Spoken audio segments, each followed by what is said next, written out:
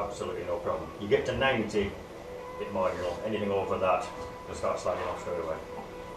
And is it basically, it's very sticky, but it's just, the tyre's just like delaminated sort of thing, just skinning over the top, is that what's happening? When you get too hot, there's two things that can happen. In Formula 1 they call it grading. Yeah. I call it shredding, basically. What you do, you actually start rolling the surface of the tyre. And the instant you do that, your grip falls off massively. Because you've no longer got a nice smooth surface gripping the road.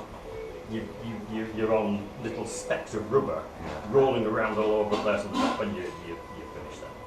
Yeah. Okay. Some people deliberately, say on a clockwise track like this, will deliberately run a tyre that's grains here to get a balance. But it's not really the recommended way of doing it. You'll find there's quite a few of the top drivers actually set the car up knowing that that tyre is going to grain to get a balance of the car to stop it biting, and relying on the graining to get the understeer. But it's not something I'd recommend. And toe out on the front, does that work similarly, but also steering, is that? Effective steering. The front's a different kettle of fish at the back. Most of what we'll be talking about is the back. On the front end, toe out gives you more initial transition change going into a corner. It's partly to do with the action angle. If your wheels are pointing out, that's some way of pointing out.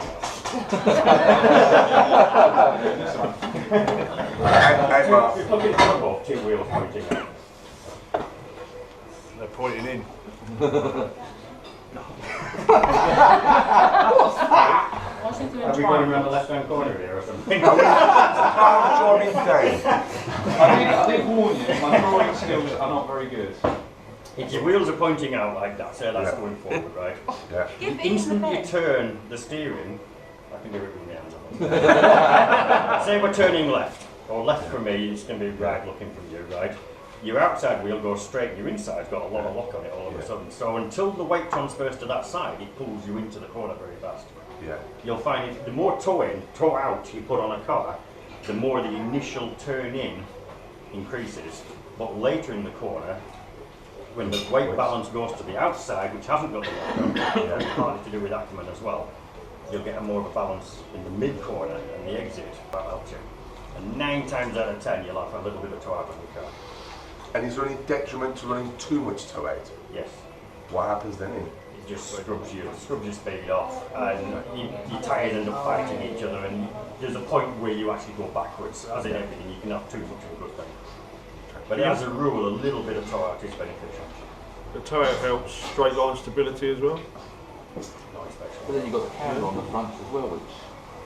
Your cambers do it, but it's the weight transfer. If you initially, say you've got 4 tyres, you want me, I'll do it. Right. It's not going to be a lot better, right? There's your 4 tyres. Right? You're going this way. The car doesn't look very balanced. Say you've got 3 kilograms on that, 3 on that, 2 on that, and 2 on that. That makes 10 kilograms car overall. Yeah. Initially, that's what you've got going into the corner. When the weight transfer starts as you're going in, say you're going left, right? This can end up with 3 on it, that'll end up with 1, that'll end up with 2, and that's with 4, right? Yeah. Take a little bit. Yeah. Just figures out that off the Yeah, top of your head, right? So this wheel is then doing, no matter what it's doing as you're in the corner, is doing less effect on the steering, isn't it? Because this is doing the work of direction change.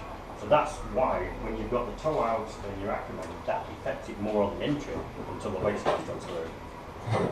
Yep. Yeah. See that. Can you explain Acumen? Is this going into twiddle? What we call twiddle? Well, it's twiddle for Mark as well, yeah. We're into a bit of twiddle.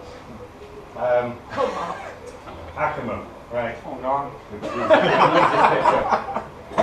Just think how much faster you'll go. There's a hole there, a servo saver. This is your servo saver, yes. My pictures aren't much better than Mark's. Right. Track rods. Servo saver wheels, track rods. Yeah? Yeah. We've got that. Acumen is the difference between the 2 wheels on lock. Right? So you put that on, it's got quite, it's got a bit of Acumen in it. Alright? Too much, not enough. Alright, down to you in it. Alright? The difference is, the Acumen is the difference in lock from the inside to the outside on lock. Right? So this, you always end up with more lock on the inside wheel than the outside. Initially on a car going to Tesco's, it's more for tyre wear, scrubs. Obviously this is going around a tighter radius circle when you're going in a corner, and tyres lasting 20,000 miles on a road car is what's more important than racing, isn't it? Yeah. So that's what theirs is. But when you come to racing, it's a different thing, because you're looking at all this weight transfer and you're trying to get this to work for you as a performance thing, and wear and tyre wear is way less important on a racing car. And the Ackerman is the difference. And the way to change it is you'll always have a few holes on your steering arms here and a few on your servo saver. And as a rule, the straighter your steering arms are, the more Ackerman you have. The bigger the difference between the inside and the outside. All types of ideas, the lower the grip, the less Ackerman you want, the more lock you need on this wheel on the outside to get it to steer. The higher the grip, and when grip roll becomes a problem, or the cars are getting a bit twitchy, especially on the high speed, you need more and more Ackerman, so that the weight transfer, when it does land on this wheel's hardly got any lock on it relative to that one. Yeah? It's more or less going straight to the trailing wheel, the inside Yes, wheel. yeah. So the inside wheel does the work initially. It's like then the when brake, it really scrubbing, starts to isn't it? transfer, the outside wheel's got a lot less lock on it, and it makes it much more stable, especially on high speed, high grip tracks.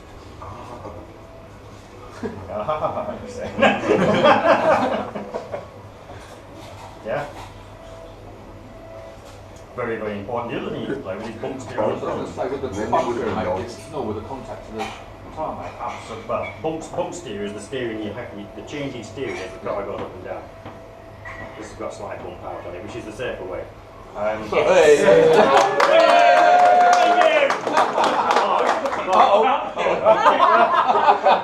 It takes away the twiddle. Right? So it's not as sharp. Even a blind squirrel finds a peanut now and again, mate. What we used to do on the old Louterbackers many years ago is deliberately put bump in on it, because then when it pitched into the corner and the weight went onto this, if the car was being a bit lazy, you deliberately put, so when it went down, the steer would go in and it would help you in the corner. So how do we get more steering if we're on a tight track? If you're on a tight... and you're turning in, it's not going in, and you can't hold the line, what can you do to the car to give you more? Put less Ackerman on it. This has got too much on it, really. If you were doing a national or a Euros and you had reasonable grip, this would be very good. South of France, sorry. That's what I thought it was good. Right? But on a track like here, where it's a bit bumpy, low grip, it's not got people racing really to get the rubber up, right? That's got too much Ackerman on it, and that's why it's lazy in the corners. It won't turn because of that. Too much, I mean it's got too much lock on the inside wheel. The inside wheel, the difference between the inside and the outside is too big for a low grip track. It's too safe, basically. Safe is slow. Right. Ian, so if you've got an issue with grip roll and you're setting your car with more Ackerman to overcome the grip roll, then at a track like ours where we've got an opposite corner, Italy, which is an opposite slow speed corner, is it just one of the outcomes of that? You will always compromise on that corner? Everything's a compromise, but then you can start playing with staggered caster angles as well. You can run different caster on different corners. You could also put bump steer on one side and not the other side. Okay. It depends on where you want to go with it all, doesn't it? Okay. Sharpness. It's not, you'll not find twiddle in a racing car book. Unless he only wrote it. Twiddliness of the car, how sharp it is, how well it changes direction. Another question? Yeah, when I go into a corner on the Formula 1 and come out of it, quite often the back slips away a little bit. What would that be? Gripper on the joystick. With new tyres and things. So like, I go into the corner, it goes in well, steers around the corner, and then I put the throttle down the back. It can be numerous things from that. Right, say we're going around a left-hand corner. When you're trying to accelerate out of a corner, you want the weight to transfer back, especially to the outside corner here. If your back springs are too hard, which is resisting the weight transfer to plant this tyre I've on the got floor. soft springs. Yeah, okay, but it depends on the damping, because the damping delays the action. Damping doesn't stop cars pitching or moving, it just slows down the effect. It's very light, the oil I've got in the back as well. Could it be the towing at the back? It can be the towing, and the Okay, tyre. heating tyres. That's, without seeing the car, that's Yeah, actually, yeah. there's 100 answers to that. Yeah, of course, yeah. Now Lawrence runs without a roll bar, don't you? Yeah, I haven't got roll bars on. Is Does that it tripod? The car makes it. As in, does it start picking the front wheel up and waving at you? I haven't got a clue. I'm standing up there or not. It's not bring that quick yet. Oh no. When you're setting the car up, especially two-wheel drive, four-wheel drive is slightly different. When you're setting the car up, you need to get as much roll control on the front as possible and the back as light as possible to get the best drive. But if you push that limit a little bit too far, what happens on the exit corners is you'll see the inside of the wheel off the floor. So roll bars are a must. Roll bars are fairly important, but if you can run without one, it's all down to roll centres and centre of gravities. But if you can run without a roll bar, that gives you the maximum traction. Because all the roll bar does is connect both sides together and decouple. When it links both sides together, you can decouple it or run a softer roll bar, you better. Always, period. When you're saying about the roll on the front of the car, Yeah. with the RS5 Formula 1, it's a monoshock at the front, it works. Well, it's reliant on the chassis bending or some part twisting, isn't it? Because Oh, is that right? yeah. You don't get no roll, do you? So that's not... If you're on a monoshock and it's fixed links and just a shock absorber, somewhere in the car, there's going to be some twisting because there's just going to be. It's as simple as that. You can't link it otherwise. It's a bit of a compromise within the monoshock, really, to be fair. Yeah, a lot. Did they not do a split block at the front so you can put two shock absorbers on it and split the monoshock? Can I? Yeah. Or do they? No. That's on the opposite to what that is. Yeah. Does the modern one have to, or is that still one? No, the new one has still got a monoshock on the front with a fixed pivot in the middle. Sort of Well, I mean, that's taking the roll control to the front to the extreme, isn't it? Yeah. Which is, what I'm saying is basically you need to do as much roll control on the front as you can. But the monoshock you can't do anymore because it's solid, isn't it? Yeah. Effectively. That's right, yeah. Which then you just got to balance the back up and stop it from picking the front wheel up in a corner. Right. Because if you've got three wheels on the floor, Yeah. it just cannot be as fast as four, can it? No. As simple as No. that. It's a slight compromise because if you've got the back end that soft, you're going to have good drive out of the corner. But steering tends to be a bit wayward in the corner with three wheels on the floor. Yeah. It's not ideal.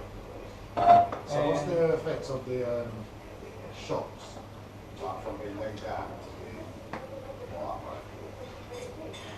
As a general ballpark, the more you lay the shock absorbers down, the more roll control you've got of the car, which will then lets you run a softer roll bar. But there's always compromises there as well. A little bit depends on where your roll centre is and where your centre of gravity is, because that dictates how much your car's pitching and leverage against your roll centres. If you want to go into roll centres, you can do, but we'll probably end up with a lot of blank lectures there. Right, if you was to see like the front ones, if you was to lay them more upright, Yeah. would that give you more steering or is it? No, you'd end up with a lot more pitching and you'd end up with having to run a thicker roll bar on the front to stop it to control the edging. What the laid down shock absorbers do, especially when they're nearly horizontal like this, it keeps the car relatively soft in bumps to get over them. But when you're in a corner and the car's trying to pitch, it resists that quite nicely, so it lets you decouple it a little bit because the spring's doing the work rather than the roll bar. Years and years ago, when you first did large scale, you've been around long enough to know it, the shock absorbers would be a lot more vertical. And that's because things have progressed, tyres have got better, all the central gravities of the cars, all the cars nowadays, all the servos are much lower down than we ever had years ago. And that's to get the centre of gravity lower, which puts it nearer to the roll centre, so you've got less leverage pitching the car. So then you're trying to do it with the shock absorber and reduce the amount of control of the roll bar, which is better for grip and corner speed and everything. Will that generate more grip or on high grip tracks? It's more stable like that.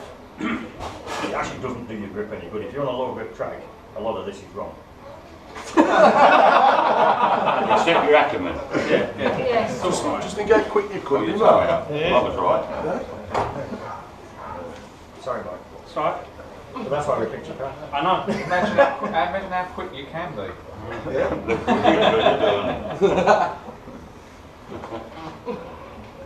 Does rear wing, Okay, next question. sorry, do rear wings affect anything much? Absolutely. What, along a straight or going into corners or? Corners, anything that's any quicker than very slow speed, you can tell the difference straight away. If you've got any other touring car, no matter what body shelf is on it, if you take the wing off, even though you think it might not be doing anything, it's just cosmetic, take it off and you'll be shocked how much difference that makes. What about cutting the windows out there? A lot of them side, not cutting out the rear window now. It's a big can of worms you've not put on the windows out. There is a good argument